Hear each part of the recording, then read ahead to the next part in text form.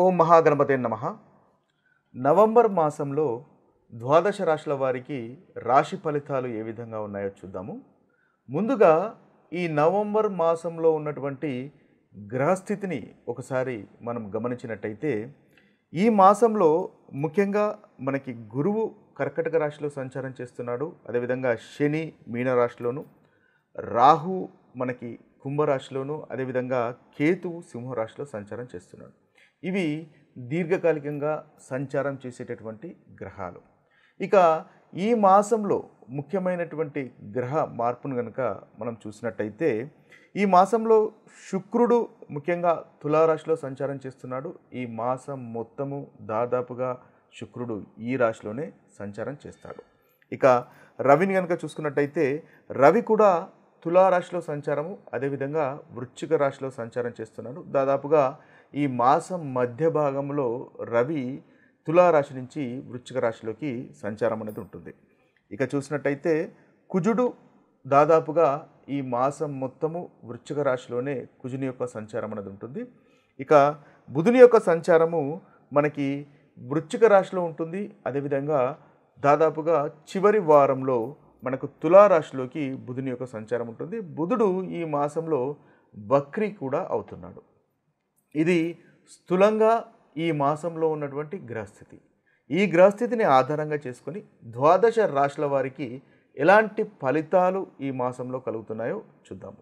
కర్కాటక రాశి వారికి నవంబర్ మాసంలో ఉన్నటువంటి రాశి ఫలితాలు మనం ఒకసారి చూసినట్టయితే ఈ కర్కాటక రాశి వారికి ముఖ్యంగా ఉన్నటువంటి గ్రహస్థితిని ముందుగా మనం గమనించినట్టయితే ఈ రాశి వారికి రవి 4వ స్థానంలోను, అదేవిధంగా 5వ స్థానంలోను సంచారం చేస్తున్నాడు.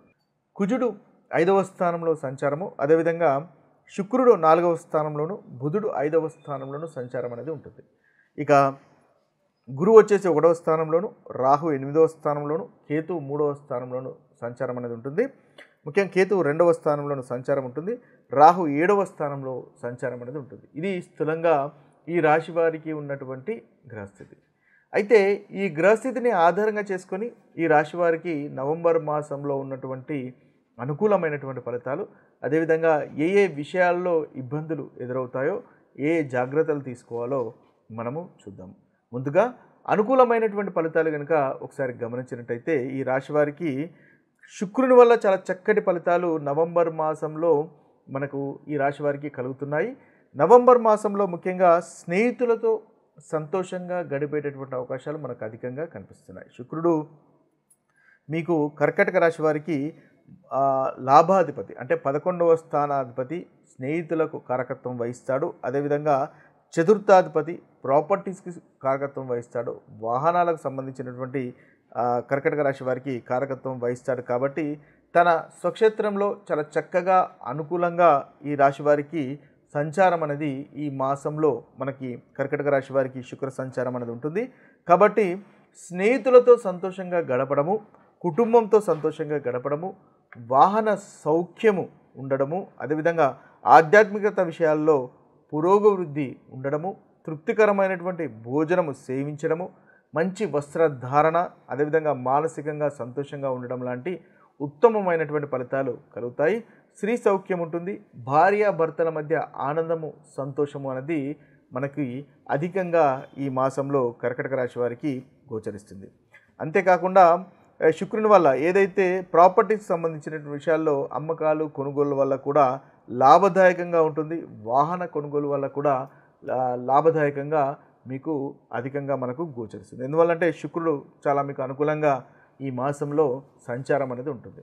అదేవిధంగా బుధుని యొక్క సంచారం కూడా చివరి వారంలో చాలా చక్కగా ఉంటుంది. బుధుడు ఈ కర్కాటక రాశి వారికి 12వ అధిపతి, 3వ అధిపతి, చివరి వారంలో మీకు 4వ స్థానంలోకి సంచారం చేస్తాడు. కాబట్టి ఈ మాసంలో మీకు మంచి ఆలోచనలు వస్తాయి. అదేవిధంగా మానసికంగా సంతోషంగా ఉంటారు. ముఖ్యంగా బుధుడు బంధువులకు కారకత్వం వహిస్తాడు. కాబట్టి మీకు బంధువుల వల్ల సహాయ సహకారాలు పొందేటటువంటి అవకాశాలు కూడా మనకు చివరి వారంలో కనిపిస్తున్నాయి. తల్లి తండ్రి యొక్క ఆరోగ్యము బాగుంటుంది. అదేవిధంగా దాంపత్య సౌఖ్యం ఉంటుంది. ప్రయాణాలు కూడా చివరి భాగంలో, అంటే 12వ అధిపతి కాబట్టి ప్రయాణాలు కూడా బుధుని వల్ల మీకు లాభిస్తాయి.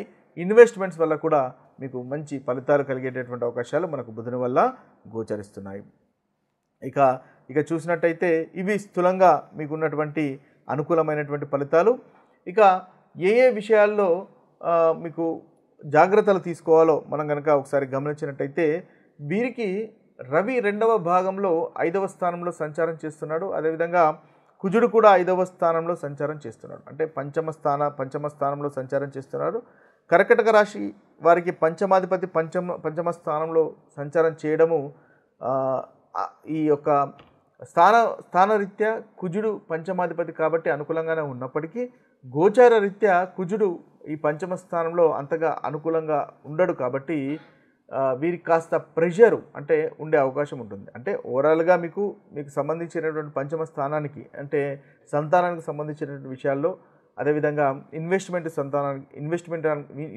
సంబంధించినటువంటి విషయాల్లో అనుకూలంగా ఉంటుంది. ఉన్నప్పటికీ కాస్త ఆ విషయాల్లో ప్రెషర్ అనేది ఉంటుంది. చివరికి సక్సెస్ ఉన్నప్పటికీ కాస్త ప్రెషర్ అనేది మనం చూడవచ్చు.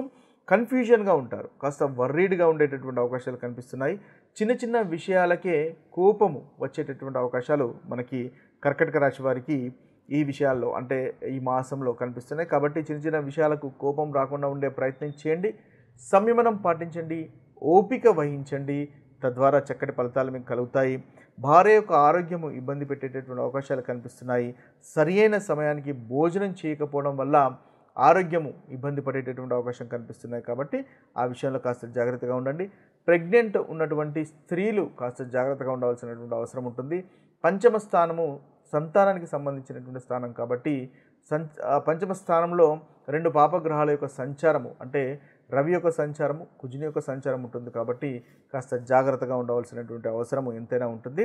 రవి వల్ల 4వ స్థానంలో మొదటి భాగంలో అంటే ఈ యొక్క మాసం మొదటి భాగంలో 4వ స్థానంలో సంచారం చేస్తారు. కాబట్టి దంపతుల మధ్య మనస్పర్ధలు వచ్చే అవకాశాలు కనిపిస్తున్నాయి. కాబట్టి ఆ విషయంలో కూడా కాస్త జాగ్రత్తగా ఉండవలసినటువంటి అవసరం ఉంటుంది. నిద్ర పట్టకపోవడము, బాడీ పెయిన్స్ ఉండే అవకాశాలు కూడా ఈ మాసంలో మనకు కర్కటక రాశి వారికి గోచరిస్తున్నాయి. కాబట్టి ఈ విషయాల్లో కనుక మీరు జాగ్రత్త పడినట్టయితే ఓవరాల్గా మన కర్కటక రాశి వారికి అనుకూలమైనటువంటి ఫలితాలే అధికంగా గోచరిస్తున్నాయని చెప్పవచ్చు. కర్కటక రాశి వారికి నవంబర్ మాసంలో ఉన్నటువంటి పరిహారాలు కనుక మనం ఒకసారి గమనించినట్టయితే ఈ కర్కటక రాశి వారికి ముఖ్యంగా కుజుడు పంచమ స్థానంలో ఉన్నాడు. కాబట్టి సంతానానికి సంబంధించినటువంటి విషయాల్లో ఇబ్బందులు కలిగే అవకాశాలు కనిపిస్తున్నాయి.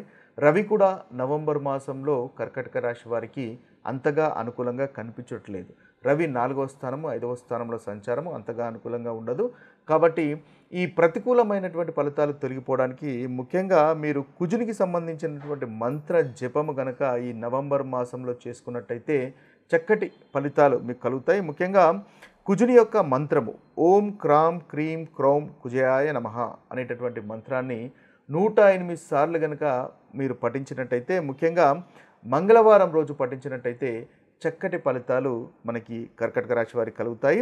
అదేవిధంగా లార్డ్ హనుమంతుడు అంటే హనుమంతుడిని పూజించడం వల్ల కూడా మనకి కర్కటక రాశి వారికి ఈ నవంబర్ మాసంలో కుజుని వల్ల కలుగుతున్నటువంటి ప్రతికూలమైనటువంటి ఫలితాలు తొలగిపోతాయి.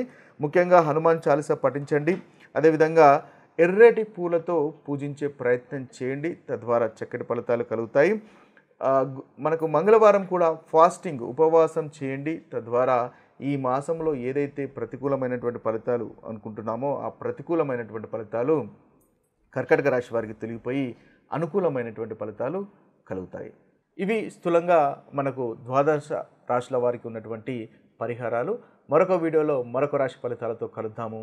అంతవరకు సెలవు. సర్వే జన సుఖినో భవంతు. సర్వే సుజన సుఖినో భవంతు. నమస్తే.